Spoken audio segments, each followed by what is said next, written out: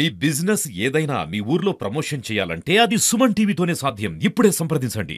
నామాపూర్ గ్రామంలో ఉన్నాము. ఒక రైతు నిరంతరం మబ్బుల 4 గంటలకు వెళ్ళి బోరు వేసుకునేవాడు. నర్సయ్య కరెంటు షాక్తో గురై తన హాస్పిటల్లో ఎన్నో ఇబ్బందులు పడుతూ వారి కుటుంబాన్ని ఎల్లదీసేటువంటి పెద్ద మనిషే చనిపోవడం జరిగింది. రోజు ఎప్పట్లాగానే రోజు పొలం కాడికి పోయిండు, మబ్బులో పోయిండు ఇప్పట్లాగానే.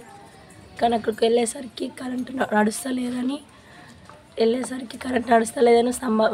అది ట్రాన్స్ఫారంకి వెళ్ళాడు. వెళ్ళిన తర్వాత ఒకసారి వేసిండు, మళ్ళీ తర్వాత మళ్ళీ నడుస్తలేదని మళ్ళీ ఎక్కడికి పోయిండు. అది కరెంట్ షాక్ వచ్చి కింద పడిపోయిండు.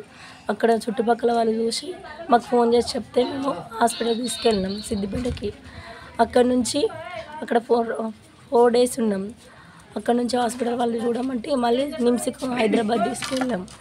అక్కడ కూడా వాళ్ళు కరెంటు షాక్ వల్ల అన్నీ ఖరాబ్ అయినాయి, బ్లడ్ ఇన్ఫెక్షన్ అయింది, బ్లడ్ ఫ్లాట్ అయిందని చెప్పారు.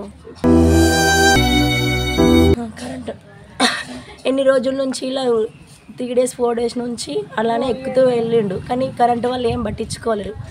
ఎన్నిసార్లు అని అస్తాం అని చెప్పి కూడా వాళ్ళు పట్టించుకోలేరు. మా డాడీ అట్లా 2-3 సార్లు ఎక్కిండు. చాలా కష్టపడి కాదిండు. మాది నిరుపేద కుటుంబం. కరెంటు వాళ్ళు కానీ ప్రభుత్వం కానీ మా కుటుంబాన్ని ఆదుకోవాలని మేము కోరుకుంటున్నాం. కరెంటు సిబ్బంది వాళ్ళ నిర్లక్ష్యం వల్లనే మా డాడీ అనిపోయిందని మేము అనుకుంటున్నాం కూడా. వాళ్ళు ఏది కూడా పట్టించుకోలేరు. ఎన్నిసార్లు చెప్పినా కూడా ఇలా చాలాసార్లు ఎక్కిండు. ఇది ఇట్లా అవుతుందని మేము అస్సలు అనుకోలేము. ప్రభుత్వం మా కుటుంబాన్ని కరెంటు సిబ్బంది వాళ్ళని కఠిన చర్యలు తీసుకోవాలని ఆదుకోవాలని కూడా కోరుకుంటున్నాం. 6:30కి పొలం దగ్గరికి వెళ్ళిండు. వెళ్ళిన తర్వాత ఆయన పేరు లక్ష్మీనరసయ్య, ఆర్ఏ లక్ష్మీనరసయ్య. అయితే ఫస్ట్ టైము పీస్ వైర్ వేసిండు. పీస్ వైర్ వేసిన తర్వాత ఏమైంది, మళ్ళీ పీస్ వైర్ కొట్టేసిన తర్వాత మళ్ళీ ఈయన రిటర్న్ వేయడానికి పోయిండు.